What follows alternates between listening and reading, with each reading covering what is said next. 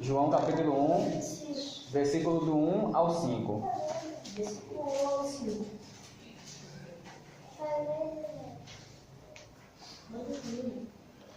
Diz assim: no princípio era o Verbo, e o Verbo estava com Deus, e o Verbo era Deus. Ele estava no princípio com Deus. Todas as coisas foram feitas por intermédio dele, e sem ele, nada do que foi feito se fez. A vida estava nele, e a vida era a luz dos homens. A luz resplandece nas trevas, e as trevas não prevalecerão contra ela. Bendito Deus e amado Pai, pedimos-te, ó Senhor, nessa noite, que Tu nos concedas, ó Pai, sabedoria, entendimento, para podermos entender o que o Senhor quer falar conosco nessa noite, ó Pai. Senhor, usa a minha simples e pequena vida, ó Pai, para que o Teu nome seja glorificado, Senhor. Em o nome de Jesus, amém. Amém. Irmãos, na semana passada nós estudamos um pouco sobre a humanidade de Cristo, em João 1,14. Lembra lá? João 1,14, ele vai dizer que o Verbo se fez carne e habitou entre nós. E vimos a sua glória, a glória do unigênito do Pai. Então, nós estudamos isso e falamos que Jesus, ele é 100% homem e 100% Deus. E nós falamos também que íamos estudar na semana passada, que estudamos sobre a humanidade de Cristo, e que hoje nós falaríamos sobre a sua divindade. Então eu quero meditar com os irmãos, em alguns poucos minutos, sobre a gloriosa divindade do Senhor Jesus Cristo. É interessante, irmãos, que esse é um dos temas centrais do cristianismo, que uma vírgula ou um tio que você tira dessa doutrina, você bota em jogo todo o cristianismo, toda a doutrina bíblica. Então, essa é uma doutrina que é a doutrina mais profunda do universo, né? Qualquer criança ela é capaz de compreender essa doutrina. O apóstolo João, no seu prólogo do seu evangelho, ele fala sobre Jesus Cristo, o Verbo de Deus. É interessante que dos 4 evangelistas, vocês sabem que são 4, né? Mateus, Marcos, Lucas e João. Dos 4, Marcos e João, eles não falaram sobre a genealogia de Jesus. Por quê? Porque Marcos, lembra que ele escreve a sua carta endereçada aos romanos. Ele apresenta Jesus como um servo. E o servo ele não tem genealogia, irmãos. Já João ele escreve a sua carta, né, para todo o povo. E o propósito de João é mostrar, é dar ênfase na divindade de Jesus. Ele fala que Jesus é Deus, e como Deus, ele não tem origem. Então, por isso que esses 2 livros, ele não traz a genealogia de Jesus, certo? Lembra também que nós já temos falado em algumas semanas que o propósito principal do livro de João é relatar e mostrar que Cristo é o Filho eterno de Deus. Esse é o propósito que João escreve, e está lá no capítulo 20, versículo 30 a 31. Ou seja, João aqui, irmãos, ele vai dar ênfase à pessoa de Cristo, e não somente o seu trabalho. João ele escreve várias vezes mensagens onde Cristo ele fala de si mesmo como uma pessoa divina, como um Deus. Por exemplo, João ele vai citar, vai descrever 7 vezes em que Jesus ele diz eu sou, que é uma expressão do Antigo Testamento para se referir a Deus. Ele diz, olha, eu sou o pão da vida, eu sou o bom pastor, eu sou o caminho, a verdade e a vida, eu sou a luz do mundo, né? Eu sou a porta, eu sou a ressurreição e a vida, e eu sou a videira verdadeira. Então João ele usa essas 7 expressões do eu sou para mostrar que Jesus ele é divino, ele é Deus. Essa era os nomes de Deus no Antigo Testamento, né? Eu sou lá em Êxodo 3,14. Então é impossível você fazer uma leitura do livro de João sem saber disso aqui, sem saber que Cristo ele é Deus, porque logo no início do capítulo que nós lemos, ele começa mostrando isso. No princípio era o Verbo, e o Verbo estava com Deus, e o Verbo, irmãos, era Deus. E aqui eu queria destacar para nós algumas lições dentro desses 5 versículos. A primeira lição que eu queria destacar aqui, irmãos, nesses versículos, é mostrando a eternidade de Deus. No versículo 1 aí, você pode perceber que o Verbo, Jesus, ele é eterno. Ele escreve no princípio No princípio era o verbo. Ou seja, aqui nós temos aqui um pretérito imperfeito. Ele não diz, no princípio foi o verbo, mas ele diz, no princípio era o verbo. Quando tudo começou, irmãos, o verbo já existia. E entenda que no princípio da criação do mundo, no princípio da criação, Jesus, ele já estava com Deus. Jesus, ele é Deus. Os irmãos conseguem compreender isso? Essa doutrina tão maravilhosa para nossas vidas? Então, o verbo mencionado aqui nesse capítulo, nesse versículo 1, é o próprio Cristo, o Cristo que se encarnou. E João ele vai desenvolver o seu ensino, mostrando que ele fala de uma designação do Logos eterno, que essa palavra verbo, ela é descrita também como a palavra, o Logos divino, né? Em algumas versões tem a palavra, no princípio era a palavra, não sei se na versão de vocês tem isso, mas ele escreve, e a sua audiência, a qual João escreve, né, é gentil romana, e ele escreve justamente para que esse povo ficasse convencido de que o verbo eterno, o eterno Logos, era aquele que desceu do céu. Vemos aqui também, irmãos, que o verbo, ele é o próprio Deus. Eu não quero ser muito técnico com vocês aqui, mas no original em que a Bíblia foi escrito, né, no grego, o texto ele vai dizer, no princípio era a palavra. Então ele começa dizendo que no princípio era a palavra, e a palavra estava com Deus, e a palavra era Deus. Se fôssemos traduzir na língua que foi escrito, então ficaria mais ou menos assim, enarque em Logos.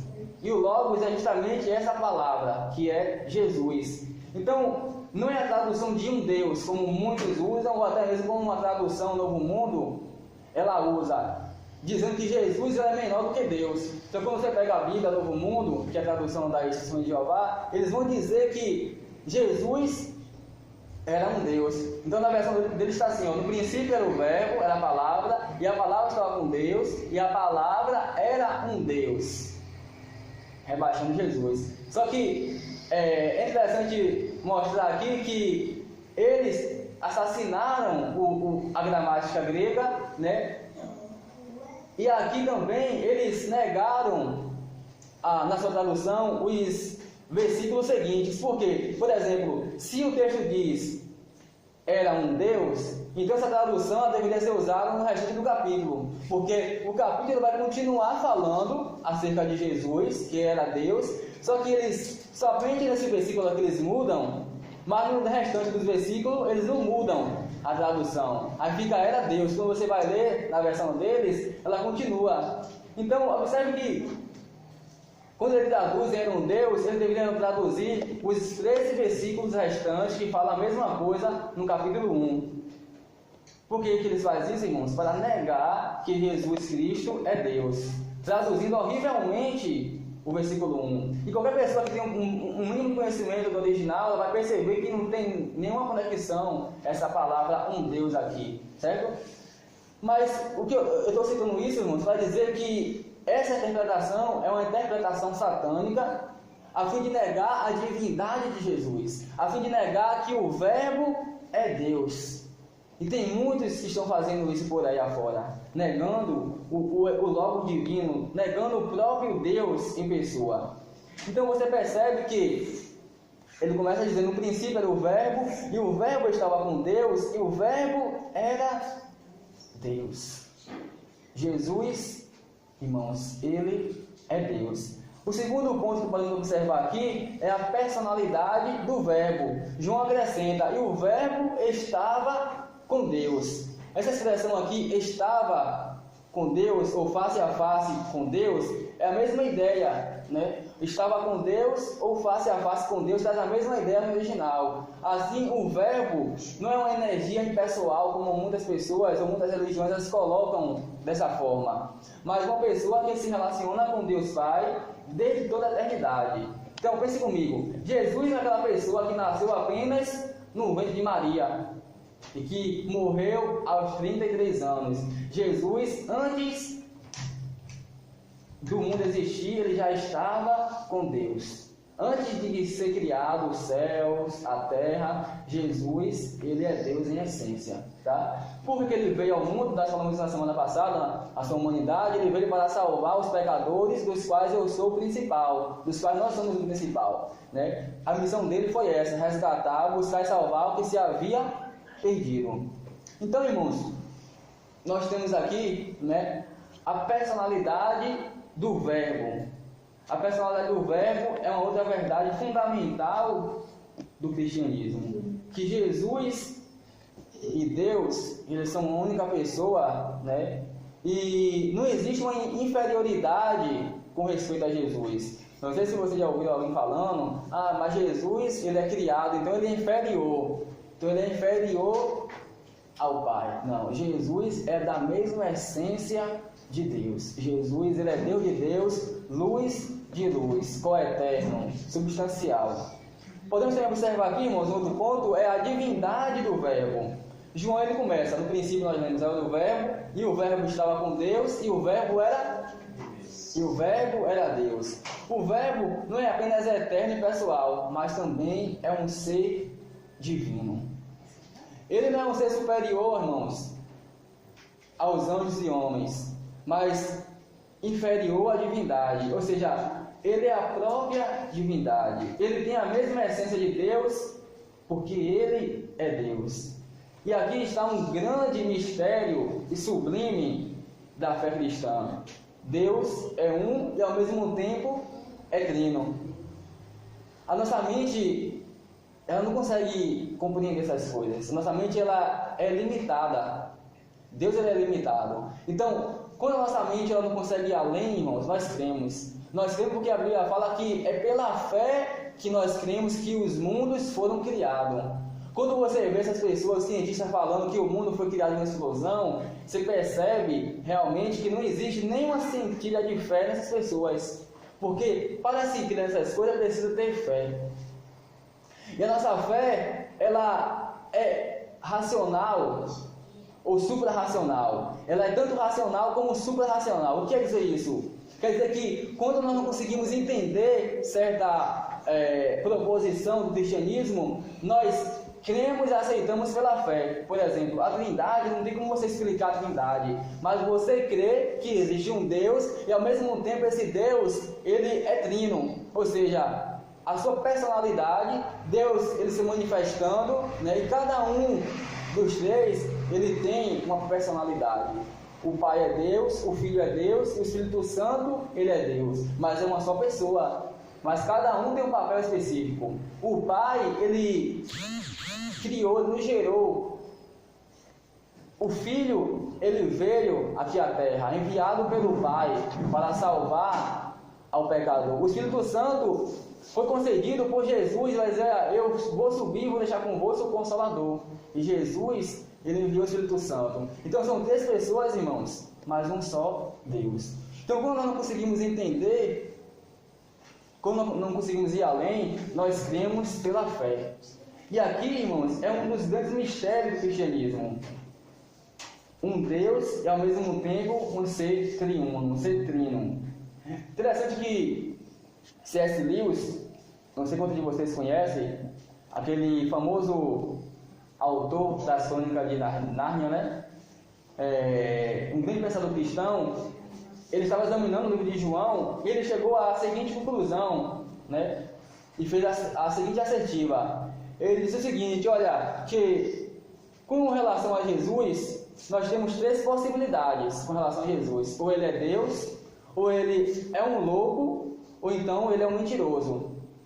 E aí ele vai trazer essas proposições, dizendo o seguinte, olha, mas se ele não é quem ele disse ter sido, então ele é um mentiroso. Se Jesus, ele não é quem ele pensou ser, então ele é um louco, ele é um lunático. Mas se Jesus, ele é quem ele disse ser, então ele é Deus. E a Bíblia, irmãos, ela comprova isso, que Jesus, ele é Deus. Ele é por meio dele que todas as coisas foram criadas. Em quarto lugar, nós também aprendemos aqui que o Senhor Jesus Cristo é o Criador de todas as coisas. Veja comigo o versículo 3 aí, João 1. Todas as coisas foram feitas por meio dele, e sem ele, nada do que foi feito se fez. Isso aqui, irmãos, inclui a humanidade, inclui os animais, os planetas, os anjos.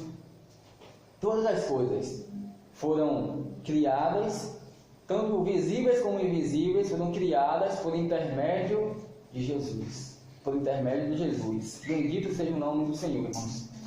Longe de ser uma criatura de Deus, como alguns hereges têm afirmado que Jesus é uma criatura, é um ser criado por Deus, ele é o ser que fez o universo e tudo que nele há. Ele mandou e as coisas, irmãos, elas foram criadas. E por último, nós aprendemos aqui que Jesus Cristo, ele é a fonte de toda a luz e vida espiritual. É por meio de Jesus que eu e você nós temos vida. É por meio de Jesus que nós somos iluminados. Versículo 4 e 5 diz assim: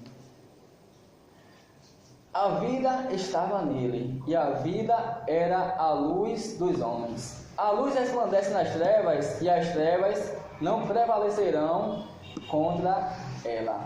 Aqui, meus amados, João ele vai dizer que a vida estava nele, e a vida era a luz dos homens. Irmãos, Jesus, ele é a fonte da vida eterna. Ele é a fonte da vida eterna. Somente nele, nossa alma pode encontrar o refúgio seguro que nós precisamos. Somente nele, nós podemos encontrar a alegria verdadeira. Somente em Jesus, irmãos, está a vida, porque ele é o dono da vida. Ele concede vida àqueles a quem ele quer. Aqui, irmãos, nós podemos perceber que o ser humano ele pode fazer qualquer coisa, mas ele só vai ser feliz a partir do momento em que a vida dele pertencer a Deus. E aqui nós percebemos que essa vida aqui, veja comigo no versículo 4, a vida estava nele, e a vida era a luz dos homens. Nós temos duas palavras para desenvolver e interpretar vida. A primeira dela é bios, vida, né? A segunda vida aqui, só que essa vida que está servindo aqui não é bios, não é a vida terrena, não é a vida natural que nós recebemos, que nós ganhamos, mas essa vida aqui é uma vida espiritual. Essa vida aqui no original é Zoe. Se nós fôssemos ler esse texto aqui no original, ele ficaria mais ou menos assim: Enaltu Zoe em, Carre Zoe em. Então essa palavra aqui Zoe quer dizer vida, uma vida espiritual, uma vida vinda de Deus. Foi aquilo que Jesus ele disse para Nicodemos: nascer de novo. E essa vida aqui, querido, só quem pode dar é Jesus Cristo. Isso não quer dizer que simplesmente ele possuía a vida, mas que ele era e é a fonte da vida eterna, da vida, irmãos, espiritual. Observe que quando João ele vai descrever Jesus, ele vai descrever dizendo que a vida estava nele e a vida era a luz dos homens. Agora vamos entender um pouquinho aqui. O que significa isso? Que a vida era a luz dos homens. Ou seja, o mesmo Deus, o mesmo que nos supriu com a vida, Jesus, é também, irmãos, a luz dos homens. É Ele quem abre o entendimento e concede vida e luz para o ser humano sair da escuridão. E quando nós falamos em escuridão, em trevas, podemos pensar em pecado. E Jesus é a pessoa que liberta o ser humano dos seus pecados. Jesus, ele é a vida e ele também é a luz. A luz para mostrar o caminho que nós devemos trilhar, o caminho que nós devemos seguir. Então, ele fornece a orientação e a direção necessária para o homem. Somente, queridos, em Jesus. Eu não sei qual o entendimento que você tem nessa noite acerca de Jesus, mas eu queria que ficasse na sua mente incutido isso, que somente em Jesus está a fonte da vida. Só em Jesus, irmãos, nós podemos desfrutar da verdadeira liberdade. E, caminhando aqui para as minhas conclusões, eu queria dizer para vocês que se nós queremos, ou se nós desejamos conhecer o fundamento da esperança do verdadeiro crente, devemos ler com frequência esses 5 primeiros versículos. Eu desafio vocês nessa semana a ler só esses 5 versículos. Todo dia você lê esses 5 versículos. Mas não é só 5 versículos não, você lê os versículos e lê seus textos também que você tem que ler, tá? Então, desafio vocês, irmãos, e deixar esses versículos fazerem parte da vida de vocês.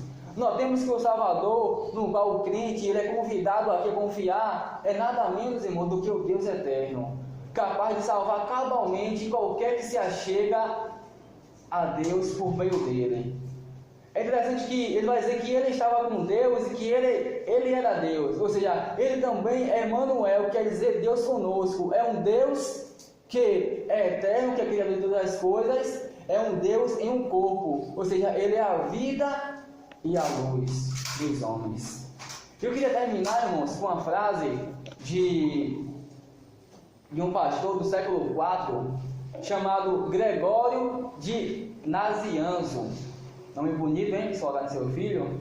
Gregório de Nazianzo. Foi um pastor do século IV. E esse pastor, ele pensou muito no que nós estamos falando aqui nessas 2 semanas, sobre a humanidade e a divindade de Cristo. Eu queria terminar com uma frase que ele disse o seguinte.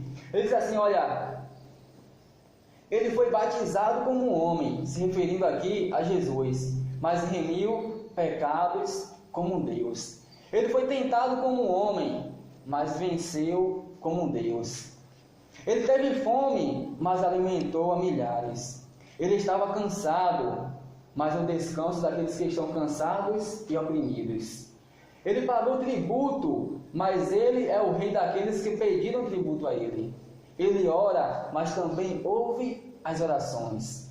Ele chorou, mas enxugará as nossas lágrimas. Ele perguntou onde puseram Lázaro, porque era homem, mas o ressuscitou, porque é Deus. Ele foi vendido muito barato por 30 moedas de prata, mas redimiu o mundo pagando alto preço, o seu próprio sangue. Ele foi levado como ovelha a matadouro, mas ele é o pastor de Israel e agora do mundo inteiro. Ele foi transpassado e moído, mas ele cura toda enfermidade. Ele foi levantado e pregado no madeiro, mas pela árvore da vida ele nos restaura. Ele morreu, mas dá a vida, e por sua morte matou a morte. Amém, irmãos. Esse é o nosso Salvador pessoal. Que frase magnífica, que frase linda. E aqui nós encerramos dizendo que Jesus, ele é, irmãos, o Deus eterno. Ele é a vida e a luz. Ele concede vida ao homem que está na morte. Não há nenhuma questão, irmãos, sobre essa verdade eterna. A única questão que existe é: o que você nessa noite vai fazer sobre essa verdade eterna? O que você vai fazer nessa noite ao sair daqui com esse conhecimento acerca de quem é Jesus e o que ele pode fazer por você? Irmãos, Jesus como Deus, ele pode salvar e nos restaurar. Como um homem, irmãos, ele pode nos consolar, porque ele veio a esse mundo e foi ele mesmo que passou lutas, tentações e pode resgatar todo aquele que se achega a Deus por meio dele. Então nessa noite, queridos, você pode agradecer porque você tem um Salvador pessoal. Você tem um Deus que é ao mesmo tempo divino e um Deus também que é ao mesmo tempo humano, que entende as suas necessidades, que entende as suas fraquezas, que entende e nos conhece. Nós temos um amigo pessoal, irmãos. Nós temos um amigo que é Jesus Cristo, o nosso Senhor. E a qualquer momento que você quiser conversar, você pode conversar com Ele, porque Ele está pronto a te ouvir, a te perdoar e a te restaurar, caso precise. Então você pode contar com esse Salvador pessoal. Você pode contar com Jesus. Ele é a luz e a vida de todo homem. Que o Senhor, irmãos, aplique a sua palavra aos nossos corações nessa noite.